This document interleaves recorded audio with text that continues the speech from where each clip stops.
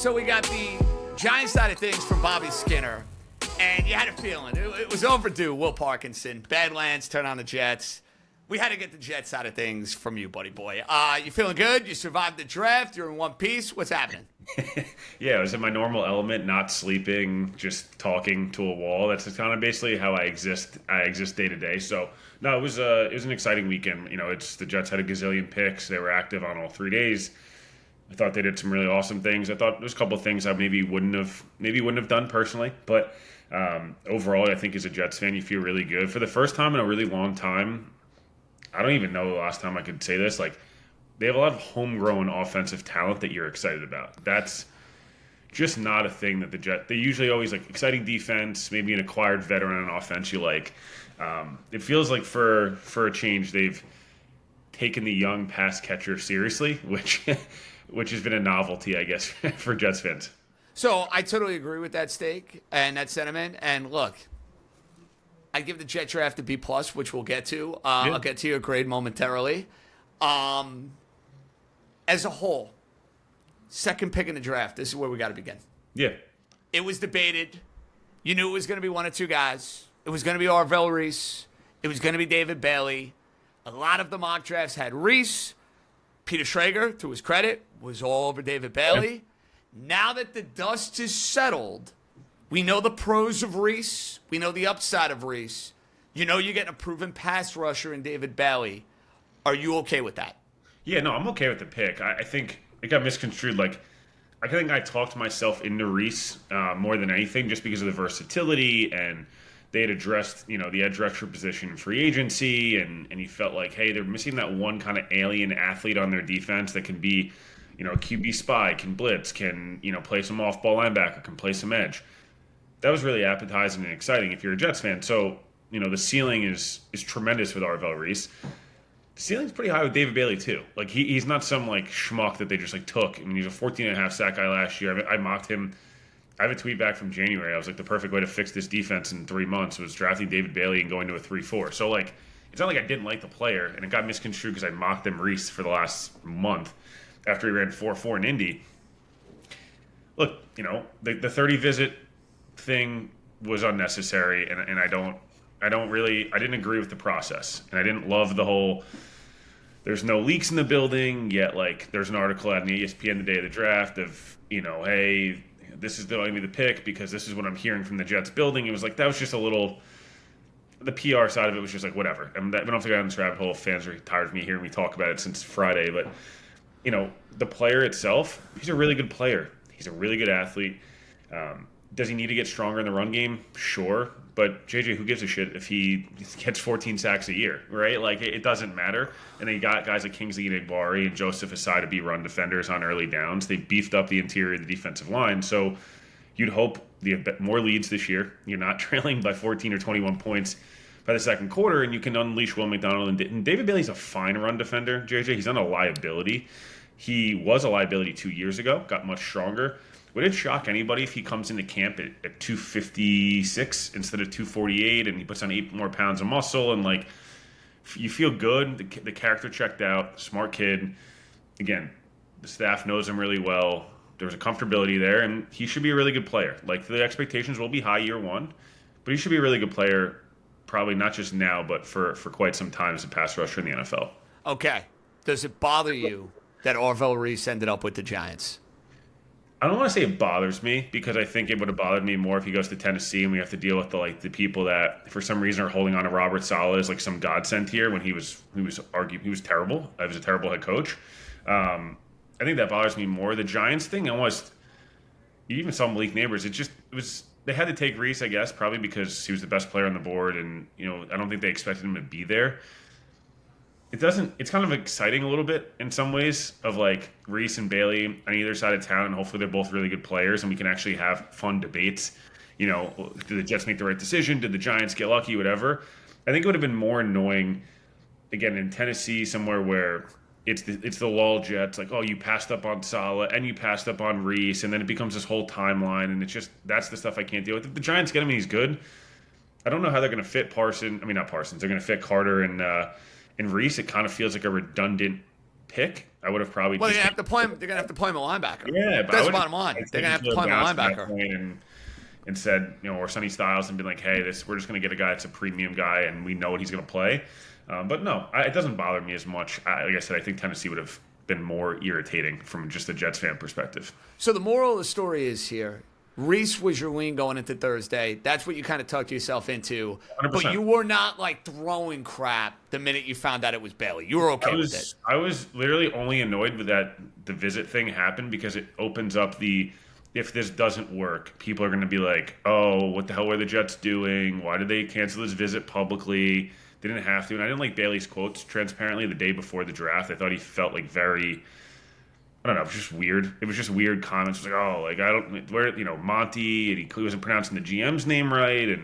But again, these kids are overwhelmed. They're in the crazy. There's a lot going on. I almost put no stock in it, to be honest with you, dude. And after, I went to bed on Thursday night, and I woke up Friday, I was like, David Bailey's awesome. This is a good pick. That's what that's how you have to think about it. Premium position, top 5 player in the class. He sacks the quarterback. They need to sack the quarterback more. So it's hard to really get too upset about it. It's just how they logistically are going to fit McDonald and Bailey on the field at the same time. If they can figure out a way to do that successfully, this is going to be a really good pick for the Jets. Okay, they had 2 other first-round picks. I love both of them. Absolutely, positively love both of them. You mentioned the idea that the Jets need to add legitimate playmaking, homegrown, legitimate playmaking. And in 5 years, hopefully will, or in 3 years, or in 2 years, we're like, wow, they got Sadiq and they got Cooper, and these guys are a big part of this thing. Out of the 2, who are you more excited about? So that's a good question. I think the way I talked about it on Thursday, and I'm curious what you would say on this. I'm just a classic when I both host shows. You turn back into a host. I think Cooper will be the biggest fan favorite. Him and Pons will be the biggest fan favorites of this class. I think Sadiq will get lost early on where, Bailey's got all the pressure, the number 2 overall pick. Highest drafted Jets defensive player ever, by the way. Did not even realize Who is second? Vernon Golston? Sauce at 4. What was Golston? 5? He had to be close, was right? 6. Yeah, he was 6. Okay, so Sauce. Deshaun 1, obviously, so it's different. But what about Quinnen? Where was Quinnen drafted? Was 3. So I thought Quinnen was. I didn't think in my. I don't know. It was just interesting. It was like that wasn't even talked about. I was like, wow, they're gonna this is the highest guy in franchise history. Jets have had so many top 5 picks, dude. No, you lose track of them, to be honest with you. You do. No, it's just I'm there too. I get it. Yeah. It's like, oh, the Yankees' top prospect. Like, which one of them? There's 1,000, and most of them stink. Look, I think Cooper will be a fan favorite, right? Receiver, he's awesome. And we can talk about him. But Sadiq, man, I heard on Tuesday there was like, hey, what, people start, what if they just took Sadiq here and then a pass catcher at 33? And I was like, I didn't really think about that. Like, I like it. Creative. I didn't think Sadiq was going to get there. I know Baltimore was really high on him. Tampa Bay liked him. There's some Chiefs buzz. So you didn't think he was going to get there. And I think the Jets probably sat there on Thursday and said, you know what? Let's do it. Like, best player on our board, still a pass catcher, insane athlete, amazing kid. Like, you cannot say enough about the character of that kid. Like, he's a one-year starter. Like, he's so raw in terms of he could put on another 10 pounds. I don't know where it's going to go. I mean, like, that dude looks like Iron Man. I mean, he's pretty damn jacked. And he's running sub 4.4. He was half in line tight end, half slot and move tight end, some H back, played in the slot, can play outside. He can do everything. So Frank Reich was out. It's a Frank Reich pick all through and through. JJ, I comped him to, and again, I'm not saying he's on steroids, so just bear with me, but like juiced up Evan Ingram, with hamstrings. Dude, Evan Ingram 2 years ago in Doug Peterson's offense, Frank Reich, Doug Peterson obviously run a very similar type of scheme. Evan Ingram was a 414 catch, 1,000-yard guy 2 years ago. Even looking back to those early Giants years, Ingram was a really good player. And he's not half the blocker Sadiq is or half the athlete, in my opinion. Ingram was a very just straight-line speed guy and whatever. But, dude, if the Jets can get that, and you look back to those Philly days, they had Ertz playing a lot of this. Ertz was always known as not a great blocker, but they got a lot out of him. I just really like the pick, and I think Mason Taylor can slot in as your Y, play more in-line and do a lot of these different things. Takes a little pressure off Mason. Sadiq can do everything, play in the slot, can line up at fullback. You can line him up in line tight end if you want to. Oregon lined him up in the backfield. They ran jet sweeps with him. Just a really dynamic athlete. And then you got Cooper, who can play inside and outside. A.D. Mitchell's now properly slotted as a 3. And you've got a lot of weapons on this offense. Sadiq's sub 4.4 guy. Omar Cooper's a 4.4 guy. Garrett Wilson's sub 4.4. Brees Hall is sub 4.4. AD Mitchell's sub 4.4. Mason Taylor's a really good athlete at his size. Like Braylon Allen, Isaiah Day. Like there is genuine. I mean, I don't think Aaron Smith's very good, but Aaron Smith's a sub 4.3 guy. Like there is a ton of speed, a ton of ability at slot, outside of receiver, tight end, running back. Like this group is pretty damn good now. This is a group that you go into most games and you say, like, this is an above average group in the league. And JJ, I don't know the last time we talked about a Jet skill group that most of these guys, if not all of them, are under 25 years old. That's pretty exciting if you're a Jets fan of like just offensive weapons. That's at premium spots, different kind of profiles. Cooper's a different profile to Garrett. Garrett's a different profile to Sadiq. Sadiq's a different profile to Mason Taylor. And JJ, this screen game, Frank Reich loves screens. He's a big screen game guy, and they did with Jonathan Taylor a ton when he was in Indy, and back in the Philly days, they obviously ran a ton of screens. Sadiq is a demon with tunnel screens. You look at guys like that, and then obviously Cooper as well, and Brees we saw last year in some of the games where they actually put up points, like get Brees the ball in space and he let him go. This offense should be at like good offensive line. I don't know. Maybe it's the green goggles, excitement. No, listen. No. I think you're allowed to. I think you're allowed to be. Now, it doesn't mean the Jets are going to go now and be a playoff team, but like from a watchability standpoint, they appear to be far more watchable going into this year with what's on the field. I know your former boss obviously used to deal with the NBA League Pass rankings. Yeah. The Jets kind of feel a little Charlotte Hornets-ish this year, where like they're not very good. They might not be very good, but they're going to be good enough where they're really fun to watch, doing a lot of crazy stuff. Just a bunch of young dudes running around, like having a good time. I know it sounds like whatever, but they might be just like a fun team to watch off. Gino likes to chuck it. Like he might take some bad sacks, might throw some picks. Gino's going to throw the football out there and like take shots, and they have a group of receivers that it's actually should be fun to watch them on offense this year. Well, and listen, I love the two tight end possibilities with Sadiq and with Mason Taylor. And look, you don't need Sadiq now to go and be your prototypical tight end. I think that's what a lot of people are missing here. Yeah. They're like, oh, well, look at how he's built, and, does he fit the Warren mold of a tight end? No, he does. He doesn't need to. Great. Let Mason Taylor go be your prototypical tight end, and let Sadiq go in the slot. Let him go be a menace in the red zone. You mentioned the screen game. I feel like in order for him to live up to the billing as a player, isn't it about utilization and the way he's utilized? Like, that's where Reich has got to come in and show, hey, guess what? I have a clue. I know how to get the most out of a player. That's what needs to be done. Yeah, and they need to come into the year, and it needs to be a balanced offense. They still need to run the heck out of the football. That's something that, got lost in the shuffle last year. Like, they were a really good running team, and if they had any semblance of quarterback play, like, they should have been able to dominate games in a lot of ways and finish off these drives. Sadiq in the red zone is a fantastic player. I think AD Mitchell's size in the red zone should help. Garrett's best work's usually done between the 20s. He's just such a good separator that's something they haven't had that red zone. They had some of it 2 years ago with Rodgers, but they needed a couple of red zone targets. And I really feel like Sadiq in the red zone, Mason Taylor had some nice moments in the red zone. Obviously, that Bengals catch comes to mind. But yeah, this offense should be able to be multiple. They can go 11 personnel. They can go 12. They go 13 personnel with Rucker, Sadiq, and Taylor, and Rucker playing more of that fullback role. They can go some 10 personnel now. I think they could still add one more receiver. I wouldn't mind a veteran add, maybe post June 1. I don't know if they're going to sign Jawan Jennings, but like someone, they could add like a fourth receiver here where, again, the depth chart, JJ, my biggest thing about this weekend for the Jets and all of the whole offseason, they felt like they've had a really strong plan now from once they hired Duker as a DC, really Glenn obviously calling the plays, since that fiasco. Free agency felt like they had a real plan, and they were really like locked into a specific type of player. They knew what they were doing. There was no they weren't like just clicking buttons. That's what it felt like last year. They were just like, oh, we'll do this, and then we're not really sure what we're gonna do here. And then into the draft, again, all these guys will feel more properly slotted. Mason Taylor is a 1B, feels probably better than him as just a 1A at this point in his career. He's only 21 years old, but AD Mitchell is a 3, much more exciting than AD Mitchell is a 2. Again, obviously we talked about Will McDonald is your second best pass rusher potentially. It's kind of exciting. He's 18 and a half sacks over the last 2 years. That's a really good number 2. So that's what I feel like with the first round. They both upgraded the floor, but also the ceiling. Because if Sadiq pops, JJ, this offense has a chance to be special long term, right? Obviously, once they get quarterbacks situated and stuff like that. But, like, dude, if you have Garrett, who's a perennial 1,100, 1,200 yard receiver guy, Cooper settles around 600 to 800 yard guy, and Sadiq really pops. Quarterback could come in and have immediate success. Hey, let's go. Yeah, let's go. They should. You should be leaving.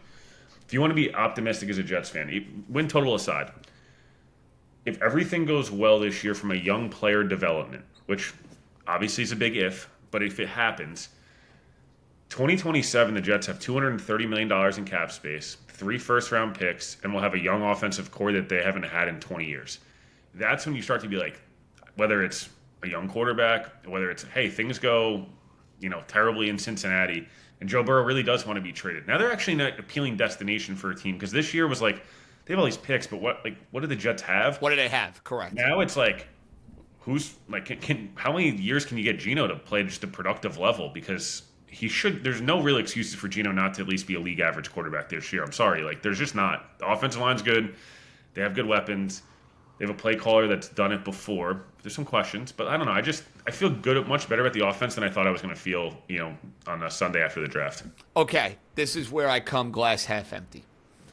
A couple of years ago, 2022 to be exact, Garrett Wilson drafted. Amazing. Sauce Gardner drafted. Amazing. Breece Hall drafted. Amazing. At that point in time, we would have been having these conversations saying, hey, Joe Douglas, look at what he's able to do. Look at the offensive talent they brought in.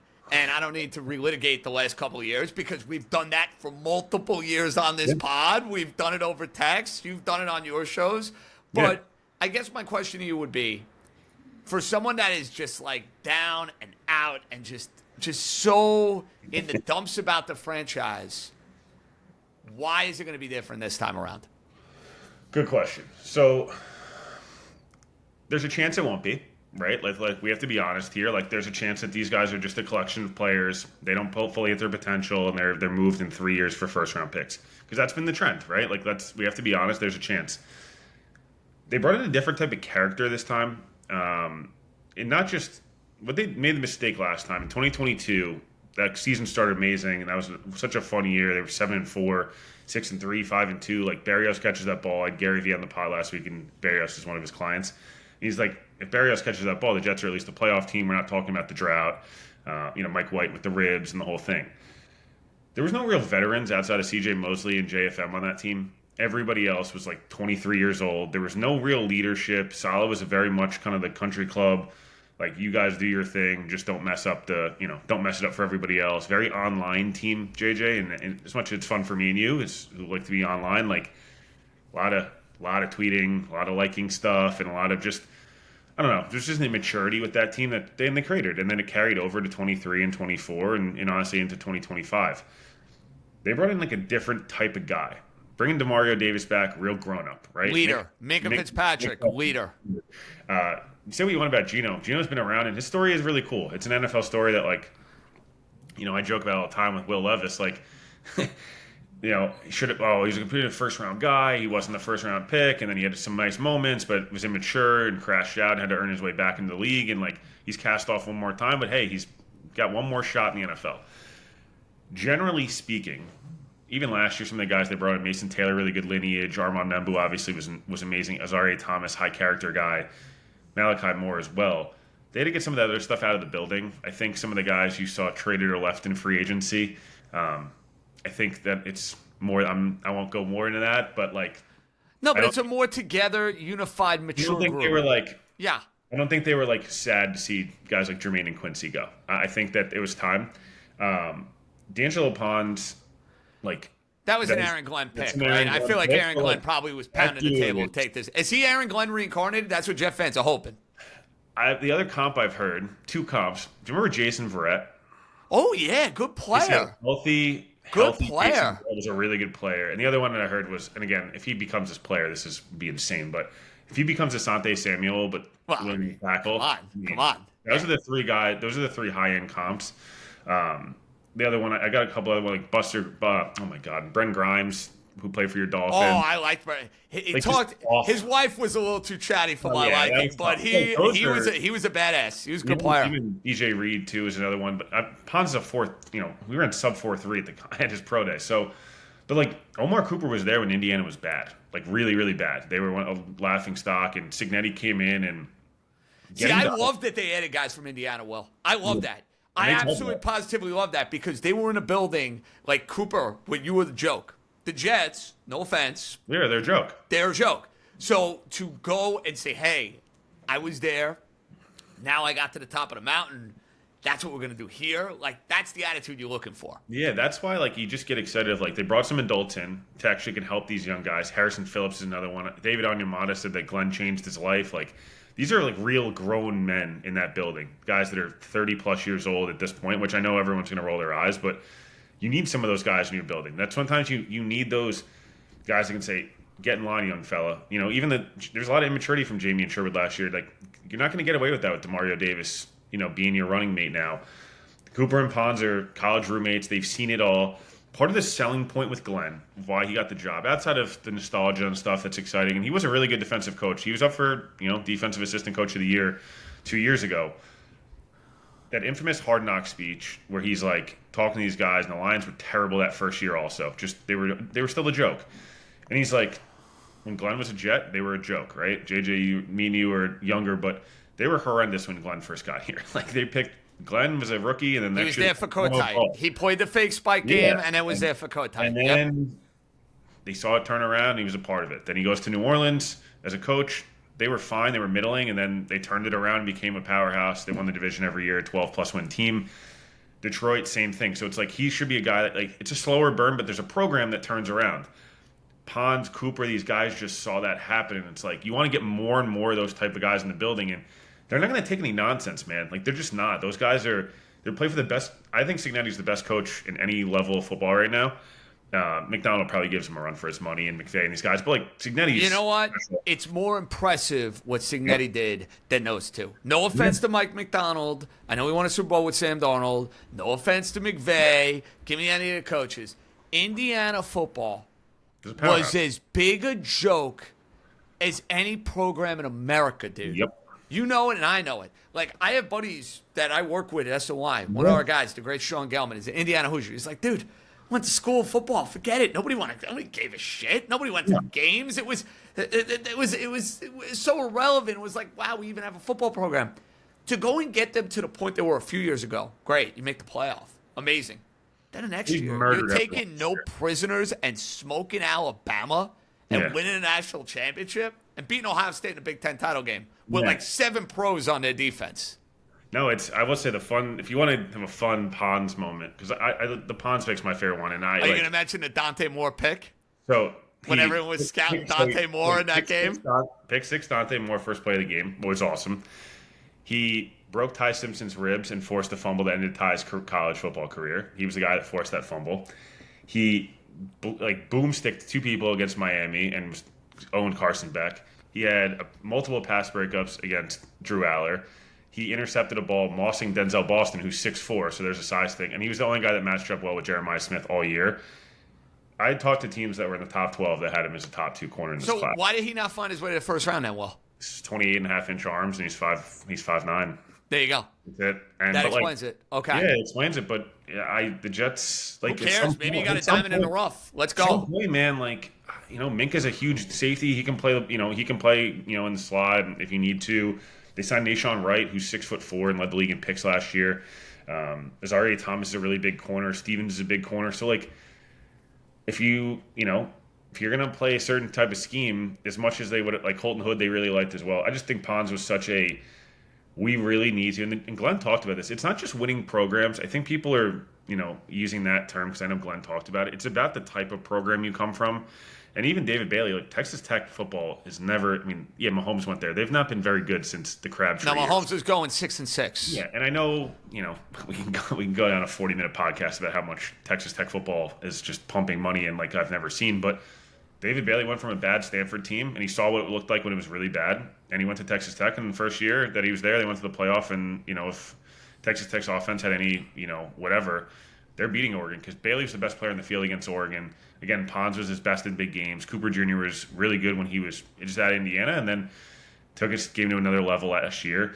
And again, Sadiq's 3-year guy at Oregon earned his spot, and they were in the playoffs every year. So like that's type of stuff. Even again, they draft Cooper in the 6th round, Miami kid. They drafted a lot of guys with big time programs that have like seen both the kind of yin and yang of it, where it's been either really good or really bad. So yeah, I think that's the selling point now is like they've got a good group of guys that feel bought into football, and it's not just like they're good kids. They've had plenty of good guys over the years. These feel like dudes who like love football. And they're all in. You want Harbaugh said it as presser. That's what I want. You got to be all in. You got to be all ball. You got to love football. If you don't love football, you're not playing for me. Sorry. Yeah, and this market will be cool. I'm excited. I know we talked about Indiana, but like it'll be cool for these Indiana guys because there's a huge contingent of the East, like a lot of New Yorkers. Dude, I went out for the semifinal game. I went to a bar. I go, I can't believe there are this many Indiana Hoosiers living in New York City. Crazy. I'm followed by like probably 1,000 Indiana players. And I had money on Oregon in the game like a dumbass. So I was like, we're getting out of this bar. We're going to a bar where it's a little more friendly. Didn't matter. They lost by a zillion points. Final one on the draft. Klubnik. Any hope? I didn't like him in college. I get what they're doing. They're taking a flyer. But what are we thinking here? All right. I'll go glass half full first because I don't want to sound too negative. The glass half full is he was really productive 2 years ago. And he was a guy that was projected to be a top 5 pick going into the year of this esteemed quarterback class. And Clemson was a total shell of themselves. Similar to Nussmeier with LSU. It's like, hey, everything kind of went tits up this year. It was a disaster. Everyone regressed. Peter Woods, TJ Parker, guys that were going to be projected top 10 picks, end up going in rounds 1 and 2 at the end of round 1, beginning of round 2. Like, they fell apart. Everyone was bad. Like, the whole program was bad. And so was Klubnik. Klubnik was not good last year, but he was really good 2 years ago. Can you find a way to get something out of him? Honestly, the expectation should be he can be a long-term backup quarterback in this league, and if he does that, it's a successful pick. The reason I didn't like the pick, it was the only time, JJ, we do this thing in Badlands. A lot of people do it. We go based off the consensus board, and our guy Dan does this for us. Basically, like looks at where the Jets got this player versus where he was projected to go in the draft. Where most high esteemed analysts, Connor, Jeremiah, and McShay, were all the mock drafts with the big guys, correct? Every other pick was positive value. So Sadiq was like the 15th player. They got him at 16. Pons was 38, and they got him at 50. Cooper Jr. was 22. They got him at 30. BJ Payne, who they got in the 7th round, was at like 108. So like he was a huge positive, and they crushed all weekend. Klubnik was like 220 on the consensus board, which means he was like a projected 7th round pick. I don't know why they had to trade up for him. And then like the run on quarterbacks went about 70 picks later. That was the one time I just feel like they misread the board and it was like, hey Frank, we're going to give you this pick. Like Klubnik went to high school where Nick Foles went. Nick Foles obviously was close with Frank Reich. It's like the whole, you follow these guys. It's very obvious. Connect the dots, as I like to say. Yeah. There's hope there. There is a good football player somewhere in there. But I will say, JJ, the one thing that always scares me with these guys, I know it's a dart throw and it's a 4th round pick and getting upset over it. It's whatever. Last year looked like very skittish in the pocket. Was like backpedaling a lot, doing the the Zach Wilson kind of goes. Never good. Never good. He wasn't that player 2 years ago, so I don't know if it was just everything happening at Clemson. I'd like to see him get as many reps in the preseason, see if you have anything, and if he's Bryce Petty, he's Bryce Petty. But if he could be a functional backup, that'd be fantastic. Buddy, always a pleasure. I look forward to seeing you on a Friday night at the Bodega for the first place New York Yankees. And we don't have to worry about Alex Cora in Boston anymore. How about that? Managers Aaron Boone under the table every time. I will ask you this. It feels like they haven't really even played good baseball yet, and they're playing really like their record's good, and they've had these nice moments. They had a really bad week. It feels like Judge still hasn't seen it perfect. He's hitting a bunch of home runs, but it still feels like he has not been Judge, correct? Dan's been a little up and down. He's been, and now he's hurt. Now he's hurt. It feels like Bellinger hasn't gotten rolling. Jazz kind of a little bit this weekend, but like it's almost makes you encouraged in a weird way of like, hey, this bullpen will get a lot better when they bring up some of these young kids that are obviously just trying to make them get as many innings in the minors as possible. Then they'll bring up like LeGrand Hay and all these guys. I don't know. I don't want to get over my skis here. They're Because the best team in. No, I will. They're the best team in the American League, and if they don't go to the World Series this season, it's a monumental failure. Need to be. Sorry. Going into the year, I was like, I think when I came on after the JJ trade, when I came on, I was like, we had a couple. We were looking forward to these couple guys, but like, dude, when Cole and Schmidt come back and Rodon, and then they bring up some of these young kids, like the pitching's not the problem, and the lineup won't be the problem. I get worried about like 6 through 9 in that lineup. Oh, you're worried about seeing Volpe back, and taking the people's Volpe, shortstop job. I see like Volpe, McMahon, and Wells like 1, 2, 3 on the yes meter right coming up, and I'm like, I might as well turn the game off. That's usually time to go get a drink. Yeah, time to go to the bathroom. Listen, end of the day, like they're really good, and just I want to be Game 5 again, different result, me and you at the bodega, and then we see a different result in that kind of game. I like the sound of that. Will Parkinson, enjoy Las Vegas, my friend. Badlands, turn on the Jets. Always a rock star. Appreciate a few minutes, all right? Thanks so much, man.